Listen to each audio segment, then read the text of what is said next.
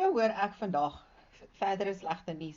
Apparently gaan die petrol en die diesel op aan die einde van April. So het ek maar my gebruikelike video call met my laaste klein seun Willem, en die kind is 3 jaar oud. Hy bel sy ouma gereeld. Hier kom groot marakas in Suid-Afrika, wat needless to say, bel ek vir ou Willempie en ek sê toe vir hom, seun, kan ouma jou 60-60 leen? Want ek mag net die 60-60 ry as ek na hom toe gaan, en dan klim hy op sy blou bike en dan jaag ons mekaar. Maar apparently mag ouma nie sy 60-60 leen nie. Kyk gou hierdie gesprek wat ek met 3-jarige Willem voer. Praat met Oumie. Ouma kan nie jou gesliekie sien nie. Jy lyk so sexy. Ouma is so bly mamma het jou hare gesny. En? Wat kyk jy op die TV?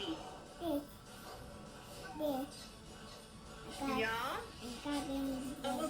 Ouma gaan een van die dae gaan ek daar na jou toe kom, maar ek wil hoor of ek jou 60-60 kan leen. Boetie, jou bike, jou 60-60.